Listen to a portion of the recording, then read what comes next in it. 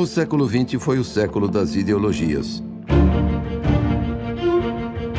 Assistimos a diversas revoluções, 2 guerras mundiais, genocídios e o uso da bomba atômica. O resultado dos conflitos foi devastador.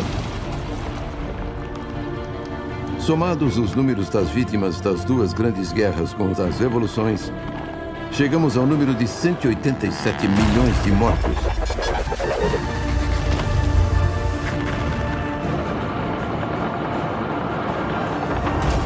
A destruição era apenas a parte visível por trás das teorias que impulsionaram as disputas entre as potências europeias. Filosofias de índoles materialistas e obras de ficção foram as responsáveis por criar visões utópicas do mundo, secularizar as instituições e desprezar o imaginário cristão. Prevendo as consequências dessas mudanças na sociedade, 3 grandes homens surgiram no século XX como resistência a essas propostas totalitárias.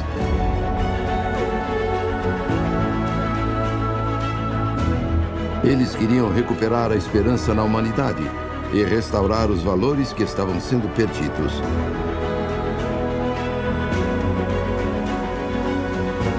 Mas não imaginavam o que iriam encontrar pela frente.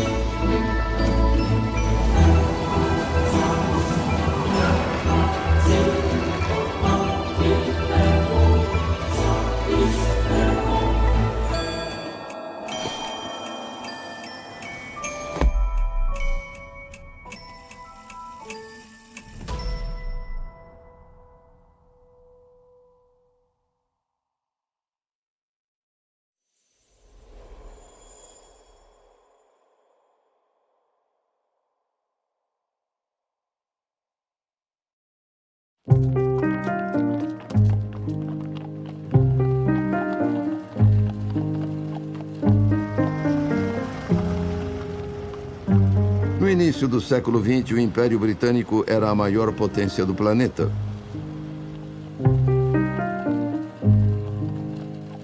Em seu auge, dominava cerca de 458 milhões de pessoas, 1/4 da população do mundo na época, e abrangeu 24% da área total da Terra. Todo movimento político que surgisse em seu território seria capaz de influenciar toda uma civilização.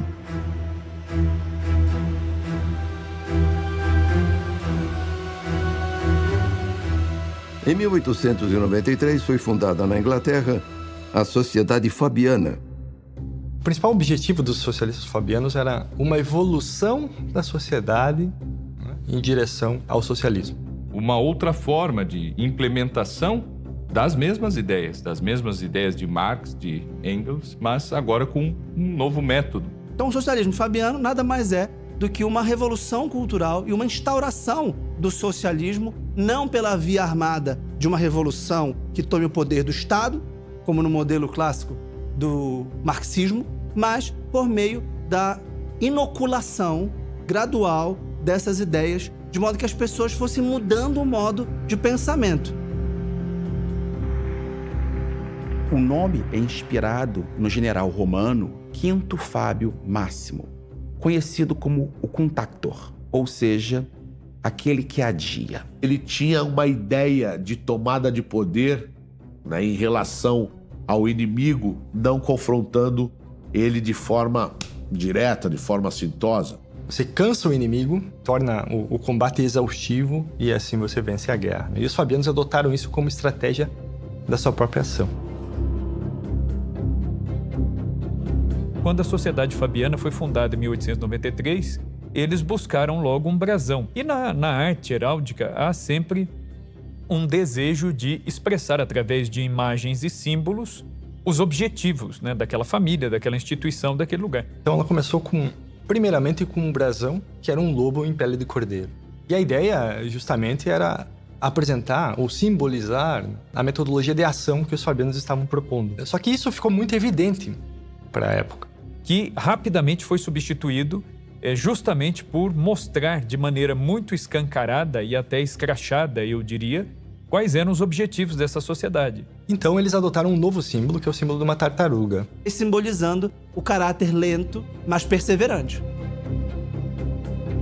Essa identidade do socialismo fabiano, que também já era chamada de progressismo, ele consegue enxergar muito fortemente aquilo que Gramsci, mais para frente, vai também escrever. Nós precisamos tomar o poder silenciosamente pelas beiras. É muito mais pela própria substituição. E o que se precisa é de um novo teatro.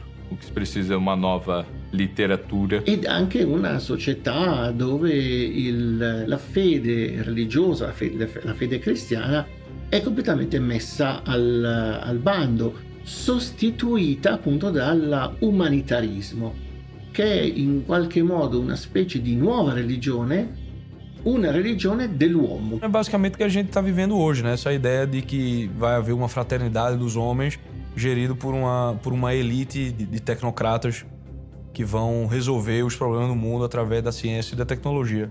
Na perspectiva dos fabianos, a imaginação acaba aparecendo como a arma principal. A imaginação plasmada no uso das palavras. A ideia deles cultural é uma ideia, querendo ou não, muito inteligente, né? Porém, por um objetivo muito mau, que era mudar o imaginário das pessoas. O imaginário é a construção de imagens na cabeça de alguém. Uma experiência de viver possibilidades que vão para além do nosso mundo, aqui e agora. Ela vai depositando ali dentro uma série de imagens que vão formando toda a bagagem necessária para que ela possa agir na vida real depois. Por isso que a guerra pelo imaginário é uma das guerras mais silenciosas, quase imperceptíveis, mas são uma das mais urgentes que a gente tem hoje em dia.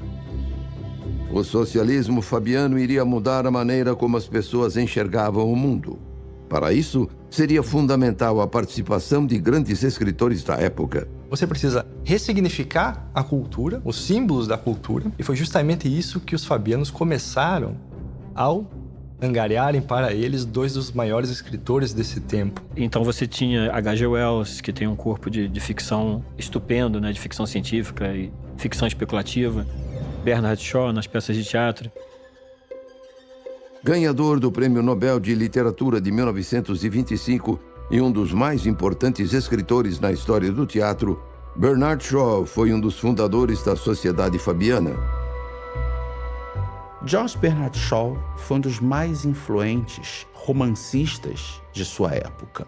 Era un intellettuale di origine peraltro irlandese, membro della Chiesa protestante in Irlanda, poi diventato drasticamente ateo, anzi era una sorta di propagandista delle idee atee e appunto aveva aderito alla società fabiana. O Bernard Shaw queria ser o Nietzsche irlandês.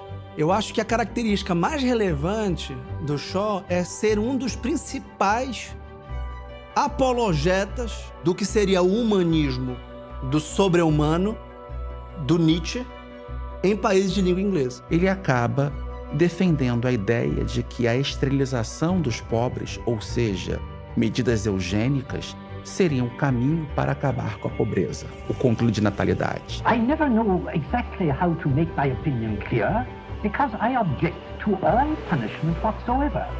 I don't want to punish anybody. But there are an extraordinary number of people whom I want to kill. Not in any unkind or personal spirit, but it must be evident to all of you. You must all know half a dozen people at least who are no use in this world, who are more trouble than they are worth. E o Shaw ficou encantado e interessado e foi num primeiro encontro dos fabianos. Isso foi em maio de 84. E já em setembro ele começou a esboçar o ideário teórico da Sociedade Fabiana, que em 89 foi publicado como Fabian Essays on Socialism. Uma obra que acabou se tornando a base intelectual desses socialistas fabianos. E acabou triunfando principalmente na Inglaterra, mas na Europa toda muito mais do que qualquer partido comunista ou qualquer teórico socialista, marxista. O Bernard Shaw está presente no nosso imaginário de forma quase que indelével. Como dramaturgo, escreveu peças como O Homem e Super-Homem, uma comédia centrada na relação de um homem anarquista que acreditava que a seleção natural levaria a humanidade ao progresso, e uma mulher sedutora inspirada no galanteador Don Juan. Outra peça de sucesso escrita pelo Shaw foi Pigmalião, outra comédia dos costumes que tinha a intenção de expor a luta de classes na relação entre um homem de posses e pedante e uma jovem florista humilde, mas que demonstrava valores superiores. H.G. Wells foi um dos escritores mais populares de seu tempo. Wells era um socialista utópico que não acreditava na violência revolucionária.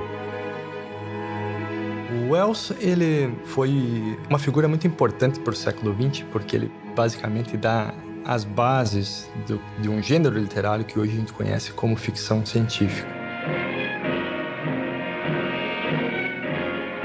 Porque o H.G. Wells gostava e pensava que a única maneira de você selar a paz mundial era com o governo mundial. Inclusive, ele escreveu 2 livros, né, sobre isso, abertamente, né? A Conspiração Aberta, né, e A Nova Ordem Mundial, né, que serviram, inclusive, de inspiração para a fundação da Organização das Nações Unidas, a ONU. O grande perigo do pensamento de Wells começa com a ideia de uma conspiração aberta. De fato, H.G. Wells pode ser tomado como o pai do que hoje chamamos de globalismo. You see, it would be as easy today to govern the whole world so far as mechanism goes and to keep the whole world together in one community for national competition, disarmament, reduction of armed forces and lowering of tariffs. Secondly, for currency, a world conference and world action. Public enterprise taking the place of private enterprise for profit. No caso do H.G. Wells, há 2 características que vale a pena destacar. Uma delas é a ideia de que estruturas superiores, cada vez maiores, vão dominando as inferiores. E a segunda característica interessante do H.G. Wells é que ele investiu na cultura. Em seu livro Men Like Gods, Wells descreve um mundo onde a humanidade alcança a perfeição.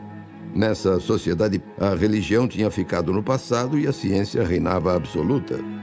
Na sua obra mais famosa, A Guerra dos Mundos, Wells tenta mostrar que somente com a união dos governos seria possível enfrentar um desafio global. As obras de Bernard Shaw e H.G. Wells alteraram para sempre o imaginário do mundo ocidental.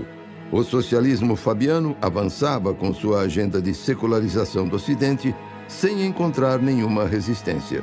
Aos poucos, a mentalidade cristã foi perdendo terreno para as criações de Wells e Shaw. O que eles não esperavam é que surgiria na mesma época um adversário improvável que iria desafiar esse movimento.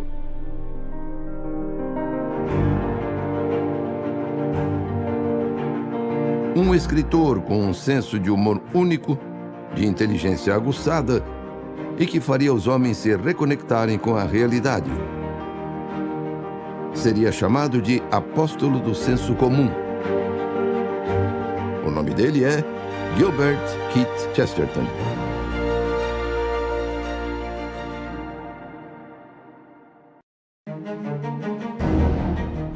Chesterton é um desses raros gênios que teve uma connaturalidade com a sabedoria.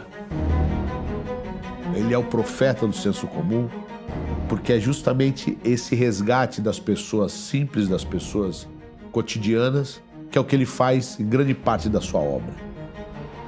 Um homem que mostra a importância da alegria, de modo tal que inflamou corações de gigantes na posteridade. A gente tá falando aqui sobre guerra do imaginário. O Chesterton, ele conseguiu ensinar como é que você trabalha esse imaginário. Não adianta você defender uma fé, você tem que defender a fé com uma palavra que seja viva. Chesterton dá um nome a isso, ele chama de imaginação moral. É uma imaginação que possui um objetivo, que ela ensina valores, que ela transmite ideias, que ela mostra a virtude como um objetivo a ser conquistado.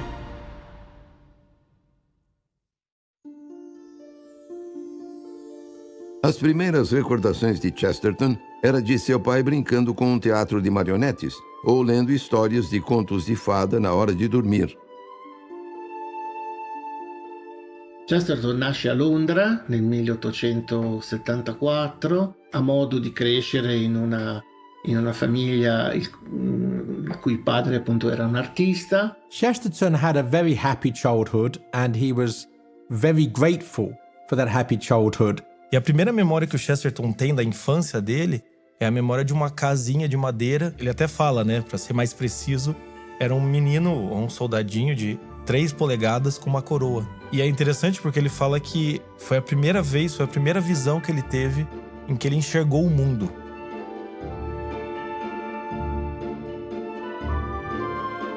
Obviously, we know from Chesterton that the impact of fairy stories on his life, on his philosophy, which is a consequence of this being introduced to fairyland by his father. Esse momento da vida do Chesterton foi muito importante para, inclusive, construir todo o imaginário literário cristão dele, né? Anos depois, Chesterton afirmou que essas experiências o ajudaram a enxergar as coisas corretas desde o começo da vida. Na adolescência, Chesterton fundou o Clube Juvenil de Debates. Nas reuniões, temas literários e políticos eram debatidos de forma apaixonada. Durante esse período, Chesterton defendia os ideais comunistas. Aos 19 anos, ele ingressou na Escola de Belas Artes. Unlike his friends who went on to Oxford and Cambridge University, Chesterton went to the Slade School of Art, which was part of the University of London. So it was an art school right at the beginning of the 1890s. Que o otimista jovem Chesterton, ao entrar para a Escola de Belas Artes, acaba se tornando gradativamente um pessimista, um cínico. É aí que então vem aquela descrição que ele faz dos mais baixos níveis de hierarquia moral que ele já teve.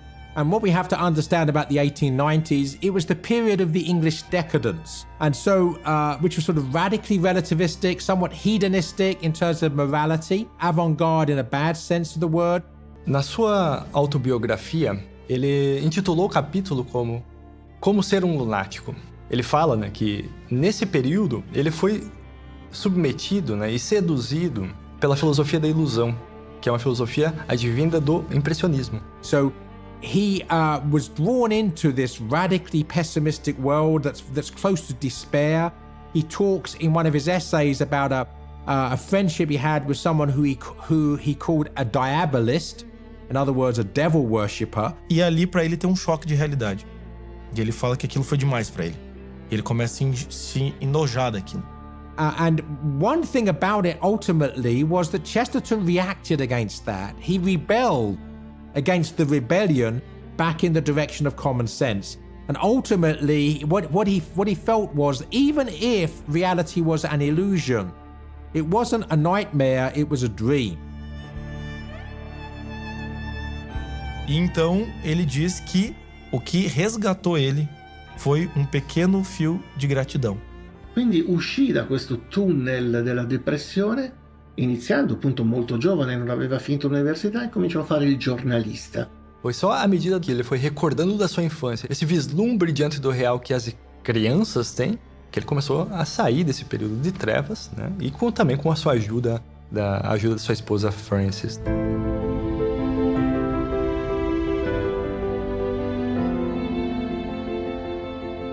A história dele com Francis é maravilhosa, porque se tem uma coisa que a gente sabe de Chesterton é que ele era um homem apaixonado. Quando ele conhece a Frances por apresentação de amigos, né, de indicação de amigos ali, ele se apaixona na hora. E no momento que ele se apaixona, ele já começa a escrever poesias, ele já fica encantado. E pra sorte dele, a Frances também corresponde a esse amor. E ela foi conseguindo derrubar essas barreiras com Chesterton, conseguindo aproximá-lo da tradição. Chesterton adere, então, de coração ao anglicanismo. E conviver com essa Frances, com esse universo, né, dessa prática religiosa, ajudou demais o Chesterton. He developed a very chivalrous, noble view of his responsibility to his wife. And Chesterton sometimes accused of being, not being on board with feminism. But the important thing we have to realize about Chesterton is he didn't look down on women. What he did was put them on a pedestal and look up at them. That he thought that they were too good and too noble to be messing around in the gutters of politics, for instance. E a mulher, como Chesterton diz, a mulher ela é como uma lareira, ela não é como a luz elétrica. A luz elétrica ela é especializada, a lareira não. A lareira ela é capaz de aquecer, mas ela também é capaz de iluminar, mas ela também é capaz de cozinhar os alimentos. Ou seja, existe uma universalidade no feminino. E ela também, com o passar do tempo, no casamento, é ela quem revisa os textos do Chesterton. É ela que ajuda muito o Chesterton a conseguir dar sequência nesse trabalho. Então, o enamoramento dele pelo mundo e a glória que ele dava à mulher, ela pode muito bem ser vista no relacionamento dele com Frances. E um dos poemas que ele escreve é depois do casamento. E ele termina falando: no mundo há muitos e loucos, e nós somos um e somos sãos.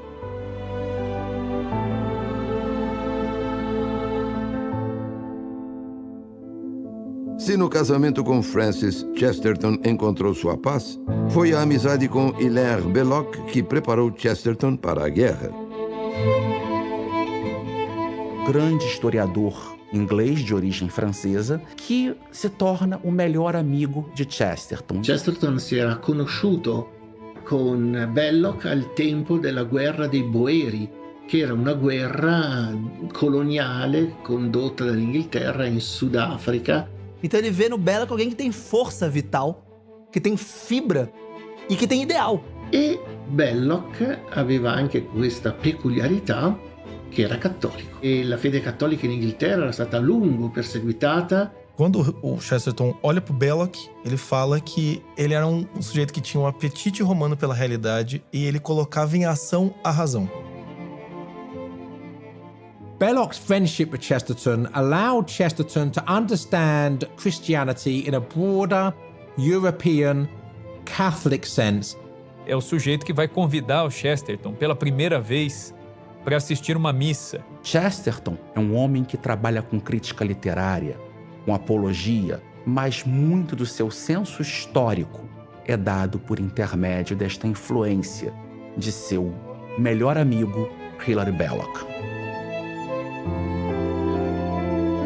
Chesterton estava incomodado com o ambiente intelectual da época. Usando de ironia, chamava essa intelectualidade de pessoas razoáveis, sujeitos que sabiam como resolver todos os problemas do mundo. Resolveu enfrentar essas pessoas publicando o livro Hereges. Com esse título polêmico e bombástico para uma sociedade relativista, o Chesterton lança sua carreira literária no campo do ensaísmo filosófico. And this book basically was Chesterton attacking, charitably, but nonetheless seriously, the errors of many of his contemporaries. E Chesterton vai escrever para contrariar precisamente essa tentativa de reinterpretar a realidade. E então Chesterton fala que poucos homens ainda têm a coragem de defender as suas ortodoxias. E esses homens são os que ele cita ali. E é como se ele rememorasse debates antigos, medievais de eu vou defender a minha visão contra a sua. E nesse livro eles vêm fazer exatamente isso, resgatar essa ideia de que a cosmovisão, a filosofia pessoal de um homem é a coisa mais importante. E ele acusa, então pega um conjunto de ideias progressistas do seu tempo e mostra essas incoerências. Os hereges, então, são essas pessoas que são incoerentes, né, com a sua cosmovisão pessoal. Aquelas pessoas que, dotadas de uma falsa autoridade, de uma empáfia, tentam reformular a sociedade com suas ideias razoáveis. So he attacked George Bernard Shaw, and he attacked H.G. Wells and Rudyard Kipling and other contemporaries, but he did so with great good humor and always with the utmost charity. Ele começa a defender a visão dele de que o Bernard Shaw ele é muito pragmático e que a visão dele é tão fixa que ele preferiria trocar a humanidade inteira do que trocar a sua própria ideia. I am not concerned with Mr. Bernard Shaw as one of the most brilliant and one of the most honest men alive. I am concerned with him as a heretic. That is to say, a man whose philosophy is quite solid, quite coherent, and quite wrong. Chesterton denuncia com mais firmeza George Bernard Shaw, que, guiado tanto por um romantismo rousseauiano, uma imaginação idílica, aquela ideia de que o homem é naturalmente bom, a sociedade que o estraga. No entanto, por outro lado, nesse pensamento de Shaw, existe elementos nietzschianos, Friedrich Nietzsche, o niilismo e, ao mesmo tempo, a vontade de poder. O Chesterton acusa o Shaw dele querer uma coisa, né, dele detestar os ideais, mas ao mesmo tempo desejar o ideal mais impossível de todos, que é uma nova criatura. Que pro Shaw era super-homem. Que a religião é abolida, que a moral é abolida e tudo isso. E, inclusive, ele fala que está completamente errado esse ponto de vista, porque não é nessa abolição da moral que está a grandiosidade do homem, mas na humildade, na fraqueza. Ou nas palavras de São Paulo, né? Quando eu sou fraco, então é que eu sou forte. E o Chesterton fala no Hereges que o Wells ele tem uma humildade impressionante, porque ele muda de ideia como uma pessoa mudaria de roupa. But I think the main mistake of Mr. Wells's philosophy, in some sense, amounts to a denial of the possibility of philosophy itself. At least, he maintains that there are no secure and reliable ideas upon which we can rest with a final mental satisfaction.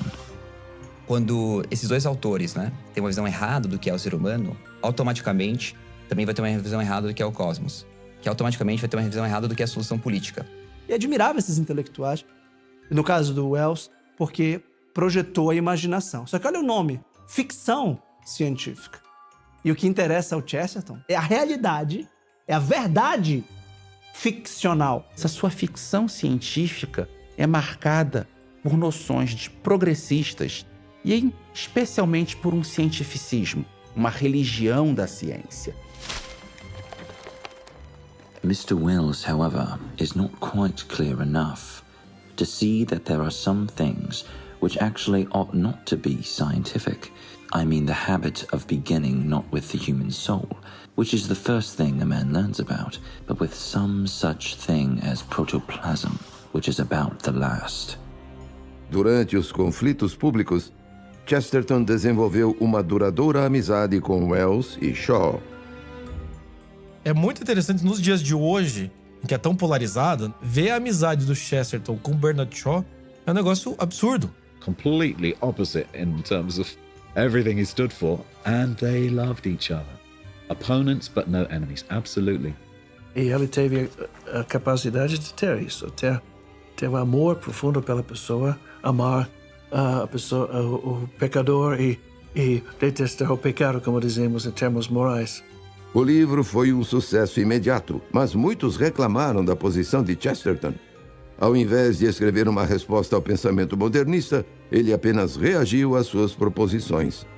Someone said in a review of Heretics, I will take Chesterton's attacks on heresy seriously when he tells us what his orthodoxy is. And that, of course, was the prompting he needed to write arguably his greatest book, his book called Orthodoxy. Cosa vuol dire ortodossia? Dal greco pensare rettamente. Não deveríamos entender esse nome como exatamente como ortodoxia doutrinária, mas como a visão correta das coisas. E ele resolveu, então, escrever esse livro e condensar o que ele chama de filosofia pessoal. É um livro fundamental para você entender quem é Chesterton. Imagination does not breed insanity. Exactly what does breed insanity is reason. Poets do not go mad, but chess players do. O louco pro Chesterton em ortodoxia é aquele que nega tudo exceto a razão. E ao afirmar apenas a razão, ele enlouquece porque ele perde o nexo com a realidade. Ele passa a desconfiar da própria realidade que a razão deveria conhecer. E passa a depositar fé em si mesmo e na sua própria razão. E ele vai perceber que os paradoxos do cristianismo demonstram que a verdade não é resolvível numa dialética harmônica. Que deve se manter a tensão dos opostos, porque o mundo tem uma tensão dialética insolúvel. Então ele vai usar as contradições do mundo para mostrar, olha, não, isso não tem problema existir essa contradição. O mundo é cheio delas, você não vai resolvê-las todas, mas você pode incorporá-las à sua vida. E o cristianismo não escolhe hereticamente um dos polos. Não nega este mundo em proveito do outro, mas ao mesmo tempo sabe que este mundo é passageiro, que não vale quase nada. Um ponto fundamental nessa obra é a importância da mensagem de alegria. Não é à toa que Chesterton brinca dizendo que a alegria, que é a grande propaganda do pagão, é em verdade o grande segredo do cristão. All our world will end in despair unless there is some way of making the mind itself the ordinary thoughts we have at ordinary times more happy than they seem to be just now, to judge by most modern novels and poems. You have got to be happy in those quiet moments when you remember that you are alive. Possibly the most important chapter, at least in terms of its influence on 20th century culture, was Chesterton's chapter in Orthodoxy called The Ethics of Elfland. Nesse capítulo, o Chesterton traz pra gente os contos de fadas como de suma importância, aqueles que revelam pra gente o maravilhamento, a maravilha do real. O senso comum, essa sabedoria acumulada, é perpassada para a sociedade pelos contos de fada. A ética dos contos de fada. Tradition means giving votes to the most obscure of all classes, our ancestors. It is the democracy of the dead. Tradition refuses to submit to the small and arrogant oligarchy of those who merely happen to be walking about. And The Ethics of Elfland is basically showing that fairy stories are not untrue, but on the contrary, that most of the deepest truths about the cosmos and about who we are as human beings and our relationship with our neighbor, our relationship with our God, our understanding of ourselves, our understanding of reality, can be found in the great fairy stories. Por isso que ele dizia que os contos de fada, eles tinham muito mais a dizer às pessoas do que os livros de história. Dragons do exist. They exist in our world. The point is we don't see them. They don't walk around with big teeth and fiery breath and devour maidens. Well, they do devour maidens. They devour all sorts of people, but they are invisible demonic presences. And each of us in our lives are called to face and slay our dragons. And that truth is something which is not purely physical. In other words, it can't be encapsulated by materialism.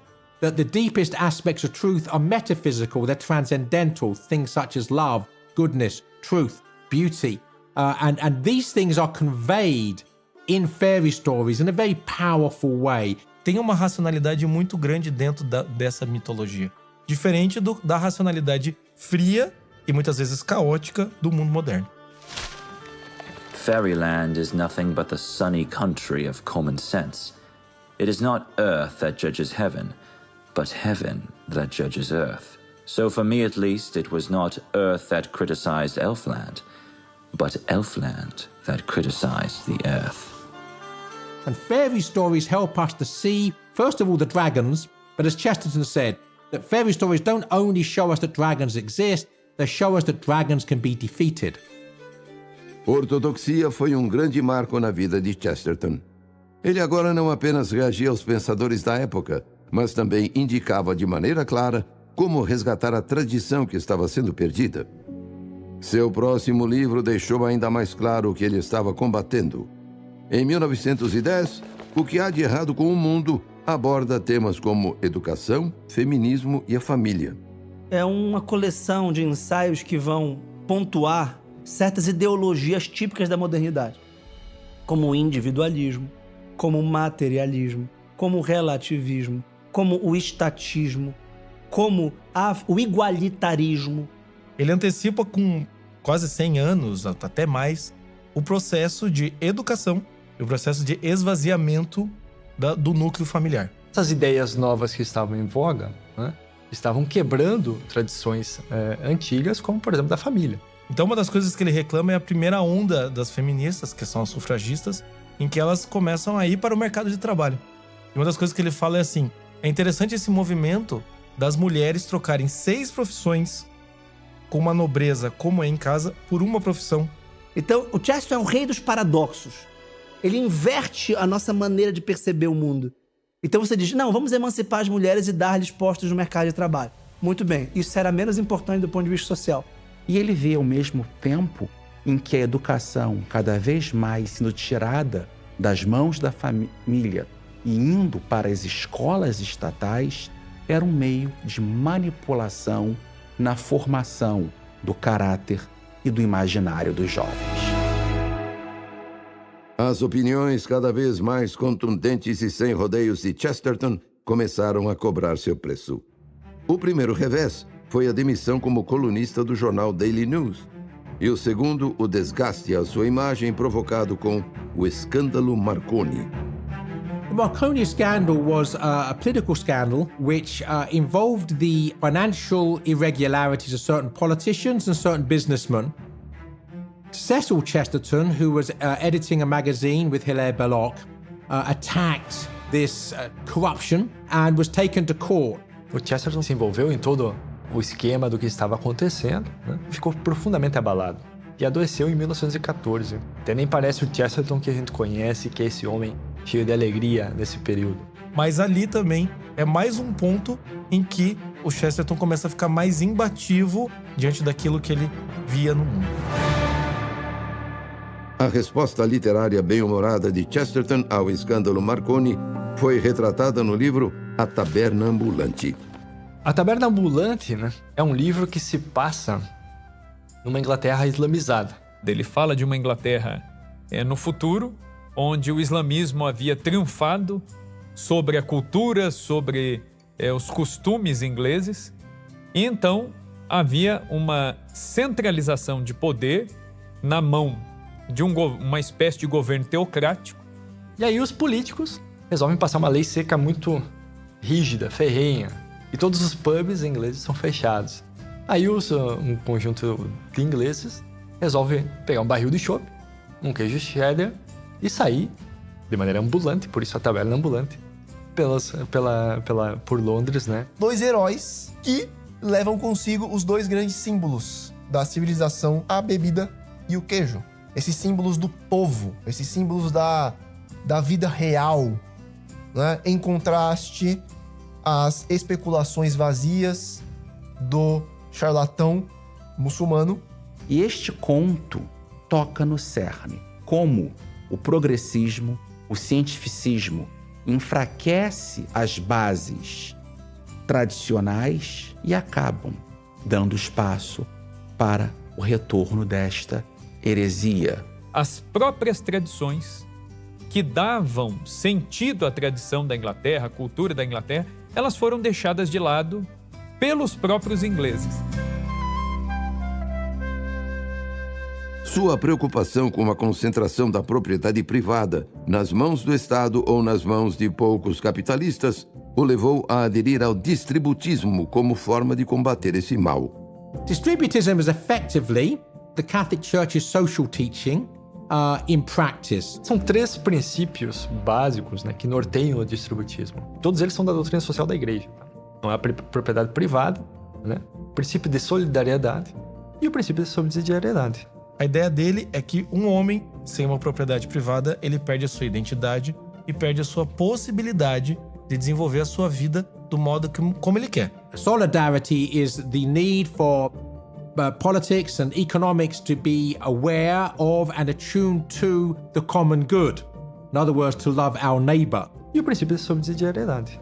O que pode ser resolvido de maneira local, em uma organização social menor, tem que ser resolvido ali. Você vai escalando de baixo para cima na resolução de problemas sociais. E não de cima para baixo. Você não precisa de um Estado inchado, gigantesco, que resolve os problemas de uma célula da sociedade, que é a família. E o Chesterton critica muito essa aposta no Estado. A revelia da família, da educação, da igreja. So in modern terms, this sort of creed is sometimes called localism today. And localism is quite clearly the only alternative to globalism.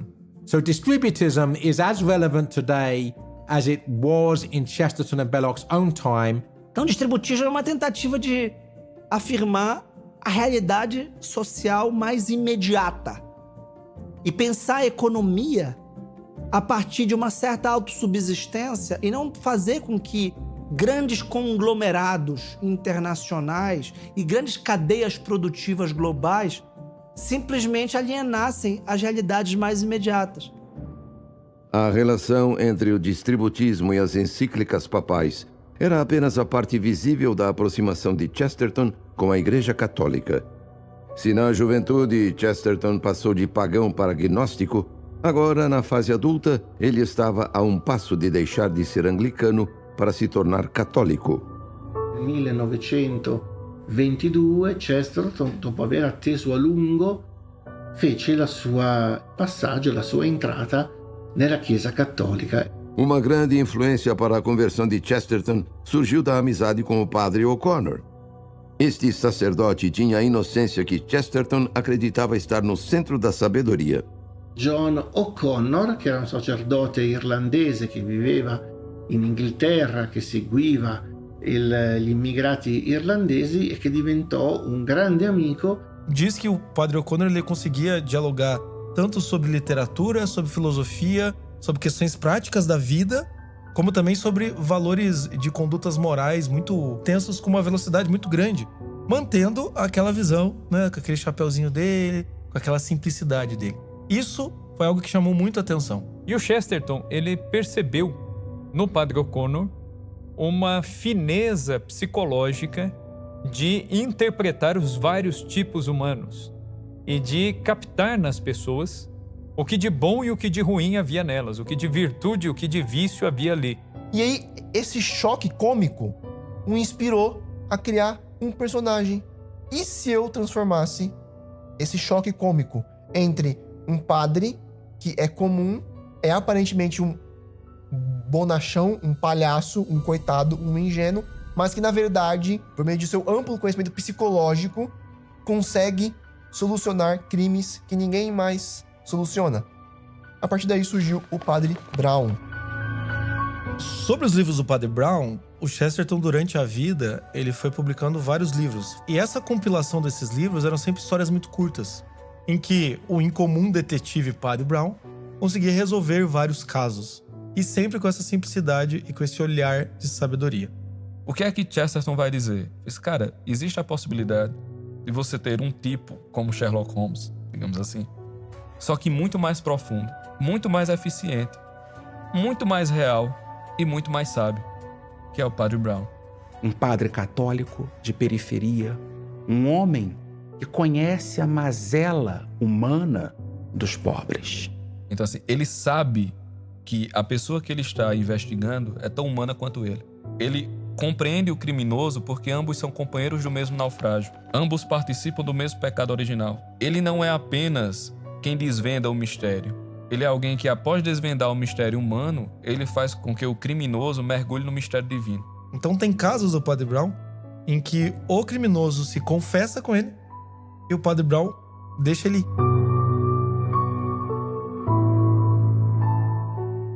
As séries do Padre Brown foram adaptadas para o cinema e quem interpretou foi o Alec Guinness, que é quem faz o Obi-Wan Kenobi. E com essa proximidade com o Padre Brown, ele acabou se convertendo ao catolicismo. Mas como diabos o senhor conhece tantos horrores? Perguntou Flambeau. Suponho que seja por ser um simplório celibatário, respondeu o Padre Brown.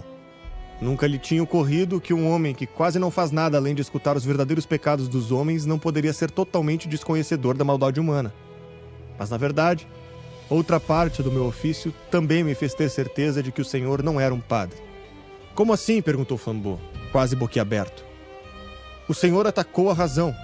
Isso é má teologia, disse Padre Brown. De repente, 3 policiais saíram da escuridão e cercaram Flambeau. Percebendo que não havia saída, o ladrão reconheceu a derrota e curvou-se ao detetive Valentim, que finalmente conseguira capturá-lo. Não reverencia a mim, mon ami, disse o detetive Valentim. Reverenciemos nós dois o nosso mestre. O ponto alto da sua obra em defesa da fé foi quando escreveu a biografia de São Tomás de Aquino. Muitos anos antes da publicação de São Tomás de Aquino, o Chesterton já tinha publicado São Francisco de Assis. Então surge, por causa de uma editora católica, a ideia, por que você não escreve sobre São Tomás de Aquino? Quando Chesterton foi encarregado, muitos dos seus amigos ficaram extremamente preocupados. Pô, o Chesterton não conhece nada da tradição tomista, como é que ele vai escrever isso aí? Acho que é o fracasso de Chesterton. A Frances diz, em cartas, escrevendo pro Padre O'Connor, até mesmo pro Bernard Shaw, falando assim, eu não sei como o Chesterton vai escrever sobre São Tomás de Aquino, porque eu não vejo ele estudando São Tomás de Aquino. Primeira parte da obra, ele ditou para sua secretária, sem tomar nenhum livro, sem tomar nada nas mãos, ele simplesmente ditava aquilo que lhe vinha à mente. E a outra metade ele falou o seguinte, perguntou para ela se ela ia para Londres, e ela disse que sim, né? E ele disse, não, então você vai trazer uns livros para mim. E ela perguntou, quais? Não sei. Ela voltou para casa com, 20 livros, e ele começou a folhear os livros. Folheou por um tempo. E voltou a ditar a biografia para Dorothy, que ditou a outra metade inteira. Ele e São Tomás vinham da mesma escola de sabedoria. Então Chesterton, quando vê São Tomás, é como se o mundo inteiro do que ele considerasse certo, justo, bom, se abrisse de maneira escancarada. E os dois partem do realismo filosófico, tá? Então é inegável que São Tomás parte da realidade, do que as coisas são, do ser. É uma metafísica muito concreta, com base em Aristóteles, claro. Chesterton até fala que ele batiza Aristóteles, né? E eu acho que o São Tomás serve para Chesterton como essa grande voz do catolicismo que chega e fala, ó, dá pra gente pegar o que o paganismo tem, dá pra pegar também o que até o islamismo trouxe e dá pra responder as perguntas de uma forma filosoficamente muito profunda e também católica. É o que Chesterton faz na obra dele. O Chesterton consegue sintetizar a filosofia tomista com o senso comum, de uma maneira que todo mundo que tem o senso comum saiba do que ele está falando. Mas o senso comum não medíocre, não o senso comum no sentido pequeno e tacanho daquela mediocridade, mas o senso comum de quem está aberto ao mistério e que percebe a realidade sacramental. Essa realidade em que o material participa do espiritual. E Etienne Gilson, um dos maiores tomistas do século XX, falou que o Chesterton deixava ele estupefato, porque ele, com todo o estudo tomista, jamais conseguiria escrever um livro como aquele, que o livro era genial. Ele deixava um legado inestimável, principalmente com a publicação de sua obra-prima, O Homem Eterno. The Everlasting Man was written as a response to a book written by H.G. Wells called The Outline of History. Toda a história universal do H.G. Wells, ela traz pra gente um panorama da história da humanidade do ponto de vista naturalista e ateu. So for him, human society was progressing from the barbarism of the past to a golden age in the future, ushered in by science and technology. For him, Christianity was part of the barbarism of the past. What Chesterton did in The Everlasting Man, which is a model for all of us, is he gave a Christian outline of history. He calls it that. That's what he was seeking to do, to give a Christian outline of history which shows the importance of the incarnation, the importance of the coming of Christ to give meaning to history. And the whole of history prior to Christ points towards Christ, and the whole of history since Christ points towards Christ. Porque o Homem Eterno traz a visão de que a história da humanidade só tem sentido porque existe o Cristo. Que ele é dividido em duas grandes partes. Na primeira parte, é uma das defesas mais brilhantes da humanidade. É um salto qualitativo do animal irracional para essa criatura chamada homem. E a segunda parte é um outro salto qualitativo da criatura chamada homem para o homem chamado Cristo. Ele até fala, olha, eu até aceito que o homem seja um mamífero, mas ele vai ter que ser um mamífero muito diferente do resto, ou então ele é uma outra espécie. Ele fala uma das frases que eu acho maravilhosa, que é: se a história do homem começou numa caverna, a história de Deus também começou numa caverna. Cristo é a segunda entrada de algo transcendente no mundo natural. Então antes entra um homem que não é como os bichos. Depois entra um homem que não é como os homens. E aí ele vai contar a história de Jesus Cristo e como que Jesus Cristo acaba sendo o homem eterno, o exemplo máximo, né, que completa essa pré-história do homem. He is mystically at the center of history and he animates history. He's the spirit of goodness, truth and beauty throughout history. A ideia de que a encarnação de Cristo, com seu nascimento, batismo, pregação do reino, morte na cruz e ressurreição, nos dá a esperança de vivermos neste mundo decaído. Pouco antes do fim de sua vida, 8 anos após a publicação de O Homem Eterno, seu rival e amigo H.G. Wells mandou uma confissão. Dear old GKC, if after all my theology turns wrong and your theology right, I feel I shall always be able to pass into heaven, if I want to, as a friend of GKC. Bless you. Depois, pouco antes da sua morte, ele também recebe o título de Defensor Fidei. Esse título, geralmente, o Papa reserva àqueles que sofreram grandes perseguições. Então, foi um dos coroamentos mais importantes e felizes da vida do Chesterton e provou que já em vida ele foi considerado como talvez o maior campeão intelectual popular do catolicismo no século XX.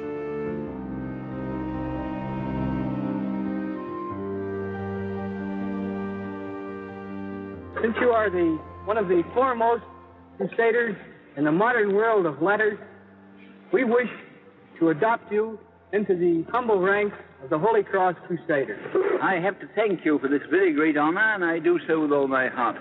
I can only say that I am not much of a crusader, but at least I am not a Mohammedan. And many people will testify to the fact.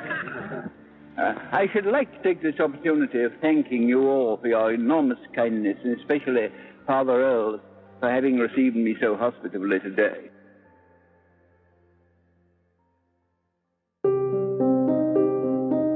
Chesterton adoeceu gravemente em 1936.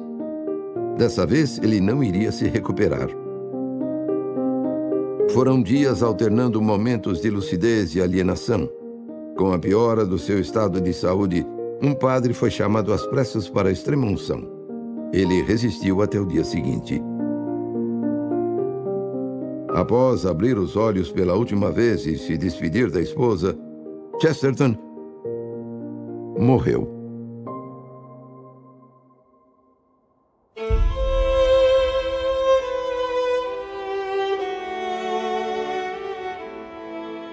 Quando a gente pega a vida do Chesterton, a gente vê que é uma vida de um homem que se dedicou demais à escrita, à análise, à literatura, à religião. Porém, quando chega no final da vida, a gente pode acreditar que aquilo, de certa maneira, pode ter sido em vão, porque é uma das coisas mais importantes. Eles gostariam de ter filhos, ele e a Frances não tiveram. O distributismo foi um esboço de sanidade, mas também foi só um esboço de teoria econômica, né? Ele não é um nome tão conhecido quanto Lewis, Tolkien, até mesmo o Bernard Shaw. Então a gente poderia dizer que o Chesterton perdeu na história. Mas a verdade é completamente outra. O que a gente está fazendo exatamente neste momento? Estamos falando de Chesterton. Quem Chesterton influenciou? Maiores escritores do século XX. Because he's not speaking to the past only. He's speaking about things that are perennially relevant. He's speaking about the heresy of secularism, the dangers of modernism, the deadly nature of relativism and the culture of death to which it leads, and of course the perennial relevance of orthodoxy, of Christianity and of the person of Christ himself. Questo grande scrittore che ci ha insegnato anche molte virtù tra cui questa dell'umiltà, cioè l'umiltà è anche sapere che dobbiamo batterci, magari essere anche feriti e sconfitti, ma fare di tutto affinché non vinciamo noi, ma possa vincere Dio. Chesterton foi um remédio, é um remédio e continuará sendo um remédio para a nossa época de total cinismo, desesperança, tristeza. A ação intelectual, ela é a ação mais duradoura que existe, porque ela é de natureza espiritual. Uma só ideia que toque um espírito humano permanecerá para além de todo o conjunto da história.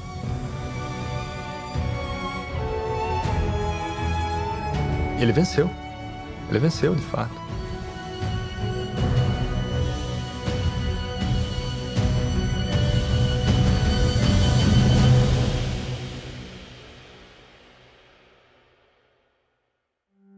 O Homem Eterno causaria um impacto profundo em um jovem, que anos mais tarde se tornaria o maior apologista cristão do século XX. Chesterton mudaria para sempre a vida de C.S. Lewis.